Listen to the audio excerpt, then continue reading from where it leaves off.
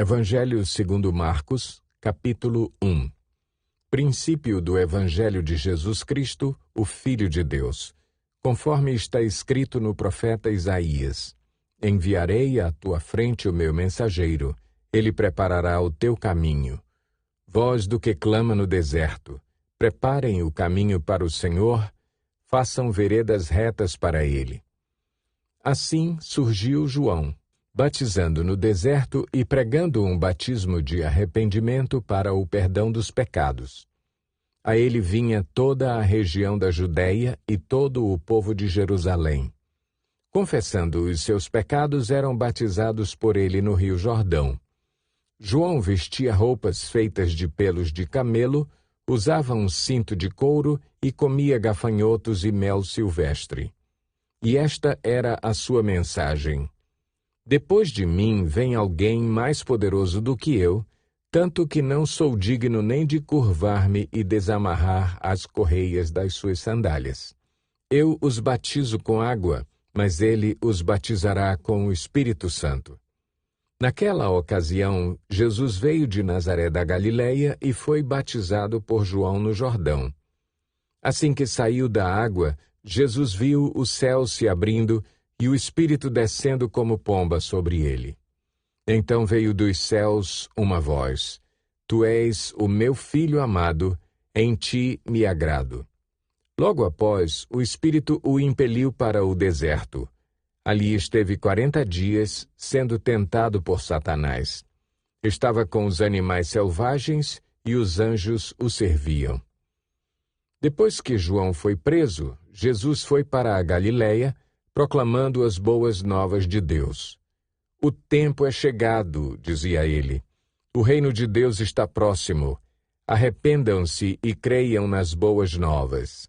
Andando à beira do mar da Galileia, Jesus viu Simão e seu irmão André lançando redes ao mar, pois eram pescadores. E disse Jesus: Sigam-me, e eu os farei pescadores de homens. No mesmo instante, eles deixaram as suas redes e o seguiram. Indo um pouco mais adiante, viu num barco Tiago, filho de Zebedeu, e João, seu irmão, preparando as suas redes. Logo os chamou, e eles o seguiram, deixando seu pai Zebedeu com os empregados no barco. Eles foram para Cafarnaum, e logo que chegou o sábado, Jesus entrou na sinagoga e começou a ensinar. Todos ficavam maravilhados com o seu ensino, porque lhes ensinava como alguém que tem autoridade e não como os mestres da lei. Justo naquele momento, na sinagoga, um homem possesso de um espírito imundo gritou: O que queres conosco, Jesus de Nazaré? Vieste para nos destruir? Sei quem tu és, o Santo de Deus. Cale-se e saia dele, repreendeu Jesus. O espírito imundo sacudiu o homem violentamente e saiu dele gritando. Todos ficaram tão admirados que perguntavam uns aos outros: O que é isto? Um novo ensino e com autoridade. Até aos espíritos imundos ele dá ordens e eles lhe obedecem. As notícias a seu respeito se espalharam rapidamente por toda a região da Galileia. Logo que saíram da sinagoga, foram com Tiago e João à casa de Simão e André. A sogra de Simão estava de cama, com febre, e falaram a respeito dela a Jesus. Então ele se aproximou dela, tomou-a pela mão e ajudou-a a levantar-se. A febre a deixou e ela começou a servi-los. Ao anoitecer, depois do pôr do sol, o povo levou a Jesus todos os doentes e os endemoninhados. Toda a cidade se reuniu à porta da casa. E Jesus curou muitos que sofriam de várias doenças. Também expulsou muitos demônios. Não permitia, porém, que estes falassem, porque sabiam quem ele era. De madrugada, quando ainda estava escuro, Jesus levantou-se, saiu de casa e foi para um lugar deserto, onde ficou orando. Simão e seus companheiros foram procurá-lo. E, ao encontrá-lo, disseram: Todos estão te procurando. Jesus respondeu: vamos para outro lugar, para os povoados vizinhos, para que também lá eu pregue. Foi para isso que eu vim. Então ele percorreu toda a Galileia, pregando nas sinagogas e expulsando os demônios. Um leproso aproximou-se dele e suplicou-lhe de joelhos: Se quiseres, podes purificar-me. Cheio de compaixão, Jesus estendeu a mão, tocou nele e disse: Quero, seja purificado. Imediatamente a lepra o deixou e ele foi purificado.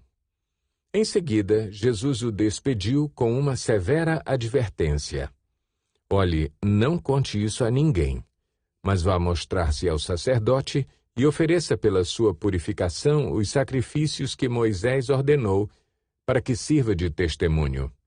Ele, porém, saiu e começou a tornar público o fato, espalhando a notícia. Por isso Jesus não podia mais entrar publicamente em nenhuma cidade, mas ficava fora, em lugares solitários. Todavia, assim mesmo vinha a ele gente de todas as partes. Marcos 2. Poucos dias depois, tendo Jesus entrado novamente em Cafarnaum, o povo ouviu falar que ele estava em casa. Então muita gente se reuniu ali, de forma que não havia lugar nem junto à porta, e ele lhes pregava a palavra. Vieram alguns homens trazendo-lhe um paralítico carregado por 4 deles. Não podendo levá-lo até Jesus por causa da multidão, removeram parte da cobertura do lugar onde Jesus estava e, pela abertura no teto, baixaram a maca em que estava deitado o paralítico. Vendo a fé que eles tinham, Jesus disse ao paralítico: Filho, os seus pecados estão perdoados.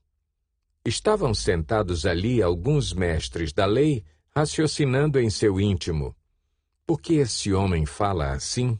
Está blasfemando? Quem pode perdoar pecados, a não ser somente Deus? Jesus percebeu logo em seu espírito que era isso que eles estavam pensando e lhes disse: Por que vocês estão remoendo essas coisas em seu coração? Que é mais fácil dizer ao paralítico: Os seus pecados estão perdoados, ou levante-se, pegue a sua maca e ande? Mas para que vocês saibam que o Filho do Homem tem na terra autoridade para perdoar pecados, disse ao paralítico: Eu lhe digo, levante-se, pegue a sua maca e vá para casa. Ele se levantou, pegou a maca e saiu à vista de todos que, atônitos, glorificaram a Deus, dizendo: Nunca vimos nada igual. Jesus saiu outra vez para a beira-mar. Uma grande multidão aproximou-se e ele começou a ensiná-los. Passando por ali, viu Levi, filho de Alfeu, sentado na coletoria, e disse-lhe: Siga-me. Levi levantou-se e o seguiu. Durante uma refeição na casa de Levi, muitos publicanos e pecadores estavam comendo com Jesus e seus discípulos, pois havia muitos que o seguiam. Quando os mestres da lei, que eram fariseus, o viram comendo com pecadores e publicanos, perguntaram aos discípulos de Jesus: Por que ele come com publicanos e pecadores? Ouvindo isso, Jesus lhes disse: Não são os que têm saúde que precisam de médico, mas sim os doentes. Eu não vim para chamar justos, mas pecadores. Os discípulos de João e os fariseus estavam jejuando. Algumas pessoas vieram a Jesus e lhe perguntaram: Por que os discípulos de João e os dos fariseus jejuam, mas os teus não? Jesus respondeu: Como podem os convidados do noivo jejuar enquanto este está com eles? Não podem, enquanto o tem consigo. Mas virão dias quando o noivo lhe será tirado, e nesse tempo jejuarão. Ninguém põe remendo de pano novo em roupa velha, pois o remendo forçará a roupa, tornando pior o rasgo. E ninguém põe vinho novo em vasilha de couro velha. Se o fizer, o vinho rebentará a vasilha, e tanto o vinho quanto a vasilha se estragarão.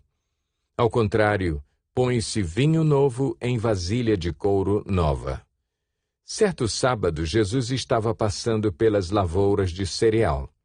Enquanto caminhavam, seus discípulos começaram a colher espigas. Os fariseus lhe perguntaram: "Olha, por que eles estão fazendo o que não é permitido no sábado?" Ele respondeu: "Vocês nunca leram o que fez Davi quando ele e seus companheiros estavam necessitados e com fome? Nos dias do sumo sacerdote Abiatar, Davi entrou na casa de Deus e comeu os pães da presença, que apenas aos sacerdotes era permitido comer, e os deu também aos seus companheiros. E então lhes disse: o sábado foi feito por causa do homem, e não o homem por causa do sábado. Assim, pois, o Filho do Homem é Senhor até mesmo do sábado." Marcos 3. Noutra ocasião, ele entrou na sinagoga e estava ali um homem com uma das mãos atrofiada. Alguns deles estavam procurando um motivo para acusar Jesus. Por isso, o observavam atentamente para ver se ele iria curá-lo no sábado. Jesus disse ao homem da mão atrofiada: "Levante-se e venha para o meio." Depois, Jesus lhes perguntou: "O que é permitido fazer no sábado? O bem ou o mal? Salvar a vida ou matar?" Mas eles permaneceram em silêncio. Irado, olhou para os que estavam à sua volta e, profundamente entristecido por causa do coração endurecido deles, disse ao homem: "Estenda a mão." Ele a estendeu e ela foi restaurada. Então os fariseus saíram e começaram a conspirar com os herodianos contra Jesus sobre como poderiam matá-lo. Jesus retirou-se com os seus discípulos para o mar, e uma grande multidão vinda da Galiléia o seguia. Quando ouviram a respeito de tudo o que ele estava fazendo, muitas pessoas procedentes da Judéia, de Jerusalém, da Idumeia, das regiões do outro lado do Jordão e dos arredores de Tiro e de Sidom foram atrás dele. Por causa da multidão, ele disse aos discípulos que lhe preparassem um pequeno barco para evitar que o comprimissem. Pois ele havia curado a muitos, de modo que os que sofriam de doenças ficavam se empurrando para conseguir tocar nele.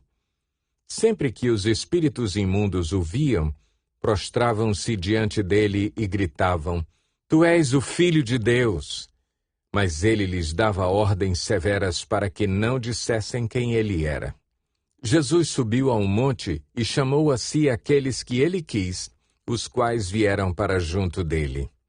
Escolheu 12, designando-os apóstolos, para que estivessem com ele, os enviasse a pregar e tivessem autoridade para expulsar demônios.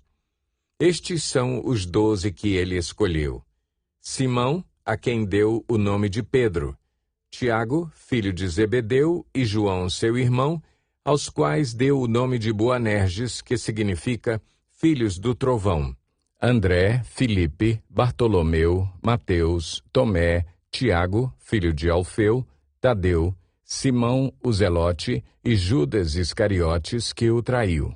Então Jesus entrou numa casa e novamente reuniu-se ali uma multidão, de modo que ele e os seus discípulos não conseguiam nem comer. Quando seus familiares ouviram falar disso, saíram para trazê-lo à força, pois diziam: "Ele está fora de si." E os mestres da lei que haviam descido de Jerusalém diziam: "Ele está com Belzebu, pelo príncipe dos demônios é que ele expulsa demônios." Então Jesus os chamou e lhes falou por parábolas: "Como pode Satanás expulsar Satanás? Se um reino estiver dividido contra si mesmo, não poderá subsistir. Se uma casa estiver dividida contra si mesma, também não poderá subsistir. E se Satanás se opuser a si mesmo e estiver dividido, não poderá subsistir. Chegou o seu fim.